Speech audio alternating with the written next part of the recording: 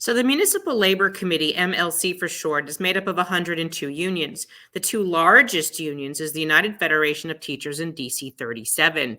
According to their bylaws, they'd have to have a 2/3 vote to pass a motion, kind of like they did with the 2014 or 2018 MLC agreement. That said, as you can see, there are a lot of smaller unions, some a little bit bigger than others, but basically the United Federation of Teachers and DC37 can pass a motion all on their own. They don't need the other 100 unions. They do in times get the other unions to, or majority of them, or some of them, depending what they're voting on, to side with them. However, they don't need them. And this, unfortunately, is what led to situations like the 14 and 18 MLC agreements, where the Office of Labor Relations, OLR for short, encouraged the United Federation of Teachers in 14 and the DC37 in 18 to negotiate contracts for the very first time, partially funding their contracts on the backs of all of these other unions. The Office of Collective Bargaining was created in 1966 under Chapter 3 of the New York City Administrative Code, Statute 12-301 through 12-316. This is what created collective bargaining for all of the unions in the city of New York.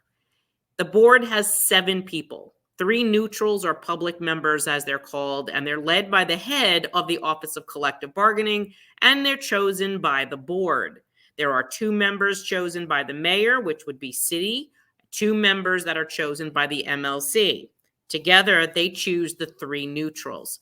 The MLC was legally created by law in order to create the Office of Collective Bargaining and for the member unions to finance half the salary of the public members and the head of OCB. 12-302 statement policy. It states, it is hereby declared to be the policy of the city to favor and encourage the right of municipal employees to organize and be represented. Written collective bargaining agreements on matters within the scope of collective bargaining, the use of impartial and independent tribunals to assist in resolving impasses in contract negotiation, and final impartial arbitration of grievances between the municipal agencies and certified employee organizations. The goal was to negotiate at the bargaining table, settle grievances, and not strike, which was very prevalent in the 60s. And if you remember, this was 1966. The Medicare Act had also just passed in 1966 as well. The city took it on in their administrative code in 1967. You'll hear us talk about that as well. The OCB board, why are the members of the MLC allowing attorney Alan Klinger, the same attorney that is supposed to represent the MLC, who also represents the United Federation of Teachers, in some cases DC37, Sanitation, CWA, 1180, among others, to be the labor chair representing all of the unions. The United Federation of Teachers is a very large union, and last year on their LM2 paid Mr. Klinger's firm almost $4 million. The MLC paid him almost $1 million in 22 and 23, I believe. And why is his partner on the board of the OCB? OCB board chair is Susan Panapento. The neutrals are Al Viani, and there are 2 vacancies currently. There are supposed to be 3 neutrals. 2 have the seat and 1 is an alternate. Right now, there are 2 vacancies. The city members are M. David Zorndorfer from Proskauer Rose, an anti-union firm, Pamela Silverblatt, and Carol Obleen, also from Proskauer. There is 1 alternate vacancy there. Labor members right now is just Charles G. Mordler. He used to work with Klinger. He's the gentleman I was referencing above. He represents the American Federation of Teachers. He used to represent the PBA, and he was the lead negotiator for the United Federation of Teachers. Currently, there are 2 vacancies, a position and an alternate. Mr. Pepper stepped down just recently. The Municipal Labor Committee is an administrative body created as part of the 1966 agreement. The purpose is to appoint the labor members on the Board of Collective Bargaining, to raise money to pay half the salary of the chair and the neutral members. Quote, The MLC fulfills a distinct need by facilitating the coordination of certain activities by its numerous member unions. These activities are primarily administrative in nature. Similarly, the non-statutory functions of the MLC are also largely administrative and include distributing information and reviewing procedures established pursuant to the New York City collective bargaining law. Unlike unions, the Municipal Labor Committee, which does not represent its member unions, does not collectively bargain with the city concerning wages, hours, and terms and conditions of employment, nor does it enter into labor contracts with the city, nor prosecute grievances pursuant to labor contracts, end quote. That is a statement by James Hanley, the former Assistant Director of the Office of Labor Relations, and Arvid Anderson, the former Director of the Office of Collective Bargaining. This has not changed legally, but the Municipal Labor Committee has claimed negotiating power repeatedly, and OCB appears to let them get away with it, and OLR manipulates it. But more on that later. Facts. This was the birth of collective bargaining and the New York City collective bargaining law. The MLC purpose was largely administrative and to share information. The only citywide bargaining is for DC37 locals. And that's because there's so many of them. There's 60 locals currently that they will negotiate on a citywide basis for all of those unions. And since they are a third of the workforce, the MLC does not have a bargaining certificate. This power has been assumed and it is not legal. In 2014, the United Federation of Teachers contract. This was the first time a union negotiated a contract on the backs of other unions and retirees. This contract provided for teacher raises contingent upon the MLC ratifying the health savings component.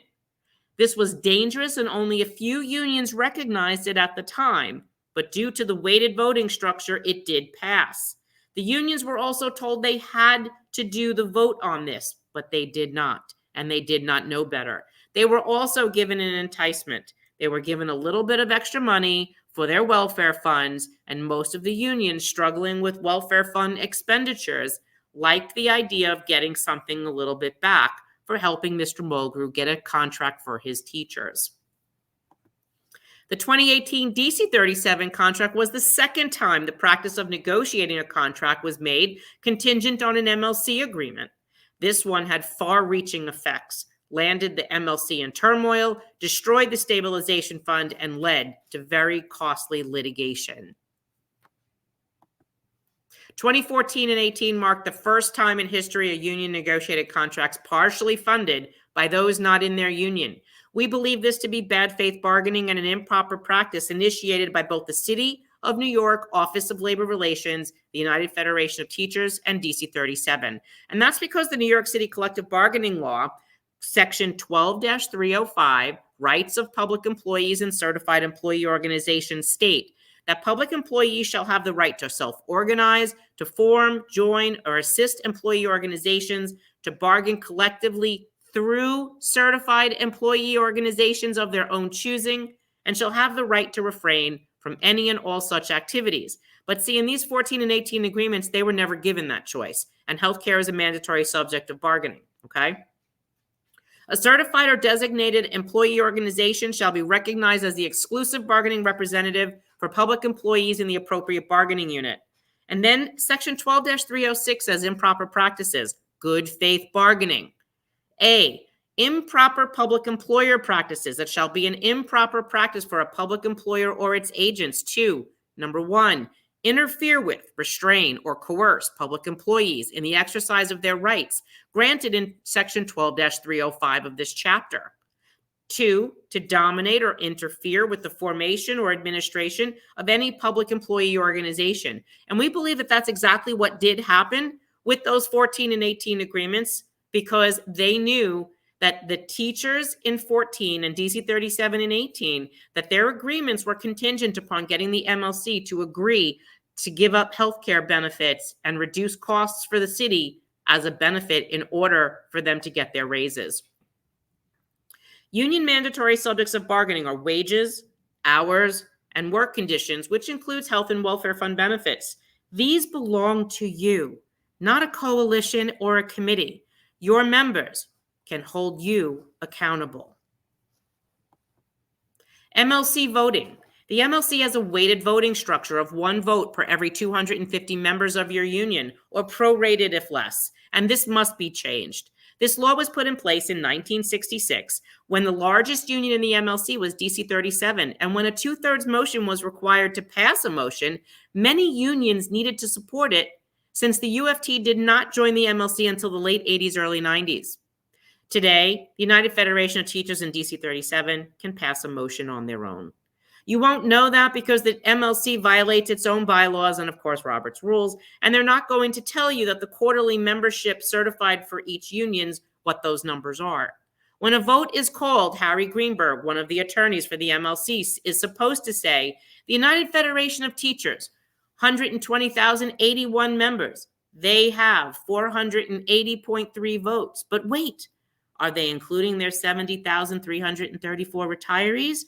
Or the 23,500 retirees they're allowed to have vote in their general election? And are they paying the MLC dues for everyone? No one knows because the MLC keeps that information secret. They don't even let the member unions know how to contact the other unions in the MLC because, of course, by doing so would allow them to organize or communicate with each other rather than keep control over the communications and making it difficult for union leadership to form coalitions. You will never know because they never, ever reveal the real weight of each of these unions, which is in violation of Robert's rules. Change for democracy. The time is now. To protect and preserve collective bargaining in the city of New York, union relations, and preserve the sanctity of what was created in 1966, you cannot allow this to continue. No union has any less value than the other. Our votes should all be equal. Our benefits the same unless we negotiate something above for our own units. We should not have tiered benefits. A younger worker should have the same health care as a seasoned worker. The MLC has been manipulated by lawyers, consultants, and the 2 largest unions. Make this right, or you will not have destroyed your own health program as you know it, but you will also have destroyed labor. The current structure has been proven to be manipulated not just by the city, but by the 2 largest unions for their own benefit. We urge you to make changes, to protect labor, to protect unionism, to protect the union movement, and to protect what the founders of labor in New York City had envisioned. And what happened in 2014 and 2018 and is currently happening now is not what they envisioned. Save unionism in New York City and protect your members. I'd also make the suggestion that it be considered that United Federation of Teachers be removed from the Municipal Labor Committee. This was a bad practice to start. Controls need to be put into your bylaws that this does not ever happen again. Have a good day, everyone.